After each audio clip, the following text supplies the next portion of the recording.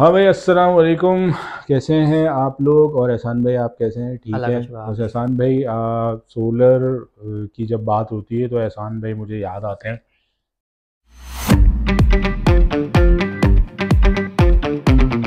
तो एहसान भाई ये बताएं कि आजकल लाइटें फिर जा रही हैं तो सोलर लगाने का दिल चाह रहा है, तो क्या ख्याल है आपका? बस लाइटें तो जाती रहेंगी।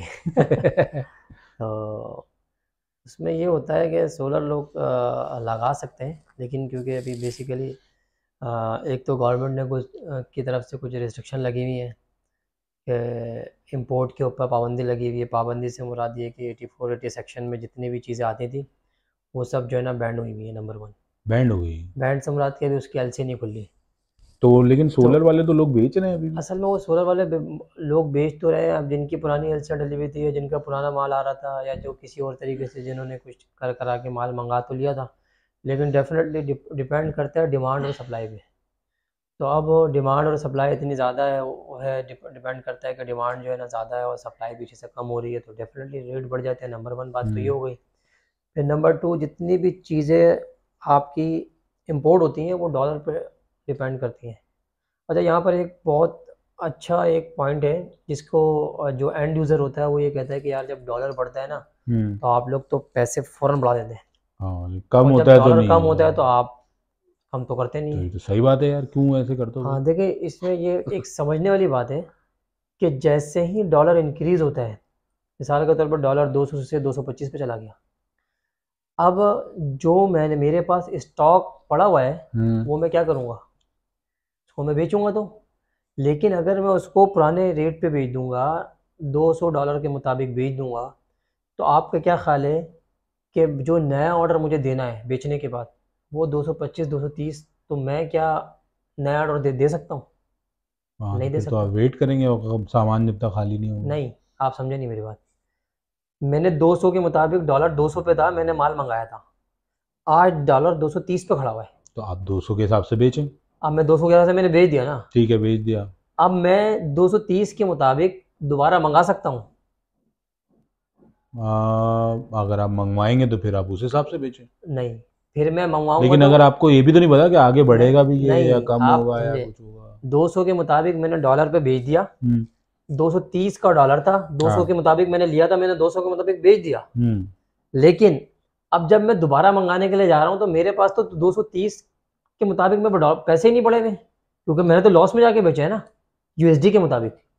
आप समझ रहे हैं ये बात? ठीक है। अगर मैंने उसमें 10%, 20%, 25% या 15% का प्रॉफिट भी है, तो जब भी मेरा 215 के मुताबिक गया या तो 200, समझ रहे हैं? मतलब मैं एक आपको रेशियो बता रहा हूँ ठीक है। रफ। तो अब मेरा जितने भी लोग इंपोर्ट कर रहे थे उनका क्या हो गया, बैंकरप्ट हो गया। क्यों? क्योंकि या हम्म। तो वो अपनी जेब से पैसे तो लगाएंगे। भाई कस्टमर क्या करे? कस्टमर तो हाँ, वेट कर रहा होता है कि भाई डॉलर समझे। कम हो तो मैं अच्छा, लूंगा। अब जैसे आपने मुझे बोला कि भाई मुझे अपने घर पे सोलर लगवाना था, तो आपने बोला भाई वेट करो। तो अब मैं कितना वेट करूँ? अब मैं वेट भी करूंगा, मैं डॉलर कम होगा मैं आपको फ़ोन करूंगा, एहसान भाई डॉलर कम हो गया, आप बताओ भाई। नहीं देखें, आप एक एक लेमैन वाली होती है भाई, मैं क्या करूँ नहीं हो रहा। एक होती है टेक्निकल, मतलब समझने वाली बात होती है, बिजनेस को समझने वाली बात होती है। सिंपल सी बात है, मैंने 200 पे मंगाया, 200 का तो डॉलर 230 से पहुंच गया और मैंने 200 के मुताबिक बेच दिया। अब मेरे को दोबारा माल ऑर्डर देना है एक कंटेनर का। अब मेरे पास तो एक कंटेनर के पैसे ही नहीं है, हम्म। तो मैं पीछे चला गया आधे कंटेनर पे। फिर दोबारा डॉलर बढ़ गया, फिर मैं तो सब मतलब पाव कंटेनर जिसको आप कहेंगे, या वन होता थर्ड, भी नहीं होगा वन वो। फोर्थ, हाँ। उस पर आ गया मैं। तो कहने का मतलब ये है कि जब डॉलर बढ़ेगा तो आपको पैसे डॉलर के मुताबिक बढ़ाने पड़ेंगे। नंबर वन बात ये हो गई।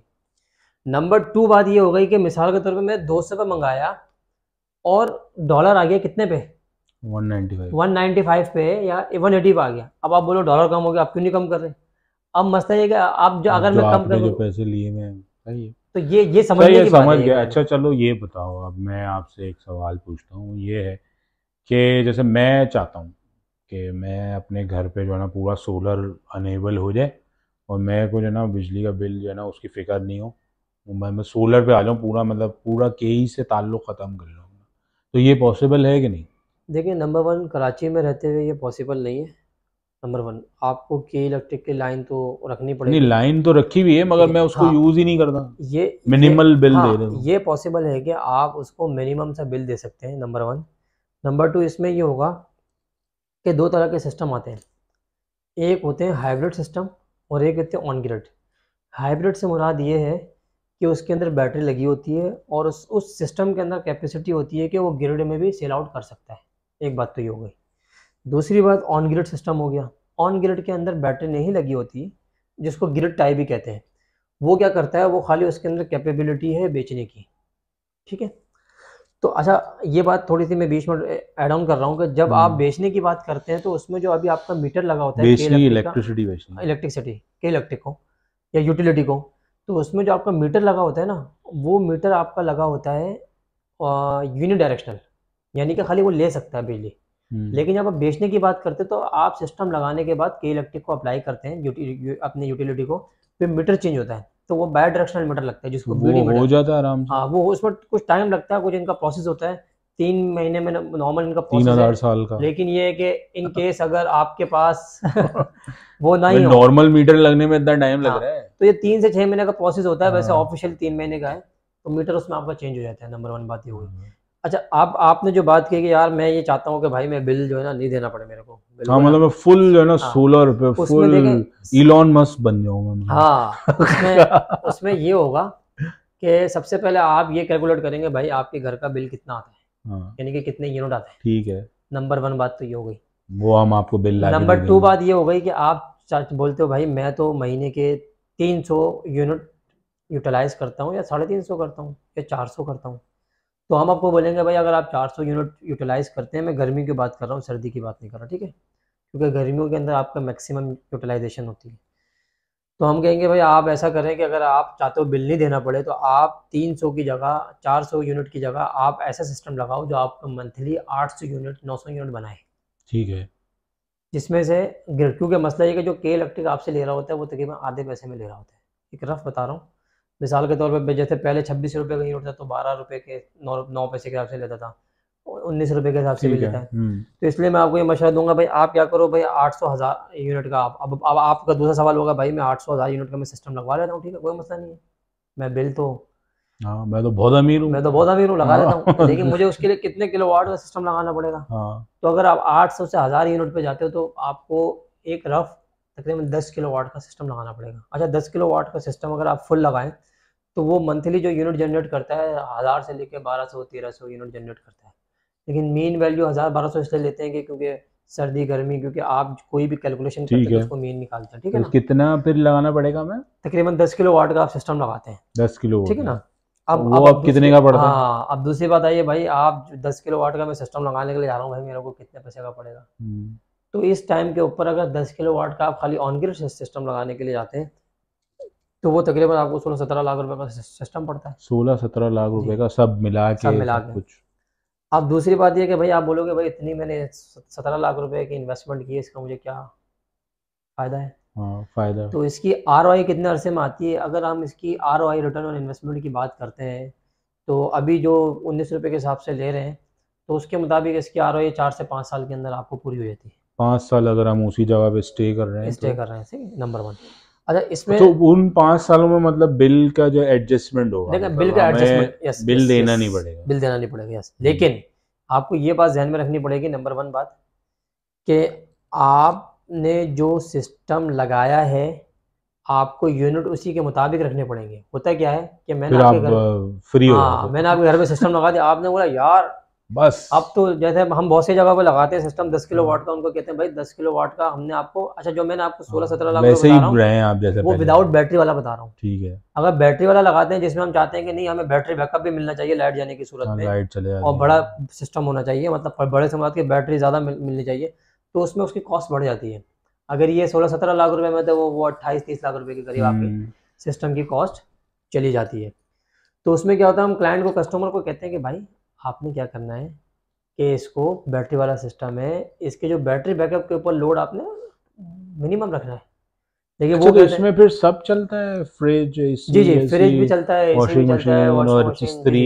अच्छा, ये देखना पड़ता है अगर आप बैटरी वाला सिस्टम लगाते हैं तो उसमें ये देखना पड़ता है आपको पर फेज 14 एम्पियर आपने डालने पड़ते हैं, क्योंकि 3 फेज का सिस्टम। चलो फिर आप अपने हमारी ऑडियंस को ये बताएं कि भाई अगर आपको जब कोई सोलर सिस्टम लेना है तो उसमें क्या चीज़ों का ख्याल रखना पड़ेगा? देखिए नंबर 1, जब आप सोलर इधर सिस्टम, है हमारा, ये इधर। जी जी, जब आप सोलर सिस्टम लगाने के लिए जाते हैं तो उसके अंदर सबसे पहला पॉइंट तो ये है कि आपने जो भी सोलर पैनल है, इन्वर्टर है, बैटरीज हैं, उन लोगों से लेना है जो इंपोर्ट करते हैं या जो कोई कंपनी है, नंबर 1। अच्छा, लोग क्या करते हैं, सदर की मार्केट जाते हैं, वहाँ से लेते हैं, वहाँ डील अच्छा, बनाते हैं कि आप वैसे लगा लें। इनकी जो कंपनी है उसका लिंक वगैरह मैं एहसान भाई से कुछ और चीज़ें पूछनी हो आपको तो एहसान भाई आपका नंबर दे दें, आप जी जी मसला जी, तो नहीं होगा, कोई आपको इशू नहीं, तंग करेंगे लोग। कोई मसला नहीं, नहीं बहुत तो तंग करते हैं एहसान लोग। भाई का नंबर हम डाल देंगे डिस्क्रिप्शन में, तो आपको फर्दर कोई चीज़ें पूछनी हो आप पूछ सकते अच्छा, लोग क्या करते हैं, सदर की मार्केट चले गए, अब सदर की मार्केट में 1 नंबर, 2 नंबर, 3 नंबर सारे पैनल मिलते हैं। अब वो बेचारे लेके आ गए, फिर लगाया, लगाने के बाद अच्छा, जो जो काउंटर सेल करते हैं ना, उनको नहीं पता होता कि इसकी कैलकुलेशन क्या है। वो आज आप जाते हो, यार आप 4 पैनल लगा लें, आपका घर चल जाएगा। आप 4 पैनल लगा, आप कहते हैं भाई ये क्या हो गया। फिर वो इन्वर्टर जो देते हैं उसमें वारंटी में कोई क्लेम आता है तो वो उसको फुलफिल नहीं करते। अगर आप किसी ऑथेंटिक कंपनी से काम करेंगे, चीज़ों से काम करेंगे, वहाँ आपको शायद उनकी कंसल्टेंसी के कुछ पैसे तो ज़्यादा देने पड़े, लेकिन आप पीस ऑफ माइंड काम करते हैं, नंबर 1। नंबर 2, किसी भी कंपनी से काम करें, सोलर पैनल की वारंटी की जो शीट होती है वो उनसे ज़रूर लें, जो इसकी फ्लैश रिपोर्ट होती है वो ज़रूर लें, वारंट इन्वर्टर की जो वारंटी होती है वो ज़रूर लें। और अगर उसका सर्विस सेंटर कराची के अंदर कहाँ है, अगर कोई मसला आता है तो हम किसको बोल, आप नहीं है, आप तो छोड़ के चले गए, आपने तो कंपनी लेपट के चले गए, तो उस कंपनी, जो भी कंपनी ABC कंपनी हो, उसका सर्विस सेंटर कहाँ पर है कि जिससे मैं जाके बोलूँ भाई ये मैंने लिया था हैं। और ये कार्ड है इसका, इसको वारंटी में क्लेम कराएं। नंबर 2 बात ये हो गई। नंबर 3 बात ये हो गई कि इसमें हमें ये भी ख्याल रखना पड़ता है, अगर हम बैटरी लेते हैं तो बैटरी में लिथियम आयन बैटरी भी आती है और दूसरी बैटरीज भी आती हैं, तो उसकी बैटरी की भी वारंटी का हमें ख्याल रखना पड़ता है। तो सिंपल ये है कि अगर आपने सोलर लगाना है तो सोलर लगाने के लिए आपको कोई ना कोई ऑथेंटिक कंपनी पकड़नी पड़ेगी, उससे रब्ता करना पड़ेगा, उसको विजिट कराना पड़ेगा, उसमें थोड़े से आपकी जेब से पैसे जाएंगे लेकिन आप पीस ऑफ माइंड रहेंगे। तो मेरे ख्याल से तो ये है आज के, और इतना काफ़ी चले है यार, अभी ये इसके लिए। हमने एक छोटी वीडियो बनाई थी, हमने सोचा था कि एहसान भाई से कुछ ऐसी टिप्स लें जो कोई और वीडियो ये देख सके जिसको मतलब सोलर का मतलब समझना चाह रहा हो और लगाना चाह रहा हो, तो एक छोटा एक आइडिया दिया है हमने इसके अंदर कि आपको अगर सोलर के बारे में सोच रहे हैं तो उसके लिए बारे में आपको क्या क्या सोचना पड़ेगा। तो आज के लिए सिर्फ इतना है, बाकी एहसान भाई की चीज़ें मैं डाल दूंगा वीडियो में, तो आपको फर्दर डिटेल में बात करनी हो तो एहसान भाई से आप बात कर सकते हैं। एहसान भाई मतलब ज़्यादा रात में तंग नहीं करना, सुबह के टाइम में फ़ोन करना, ठीक है। ओके, अल्लाह हाफिज़।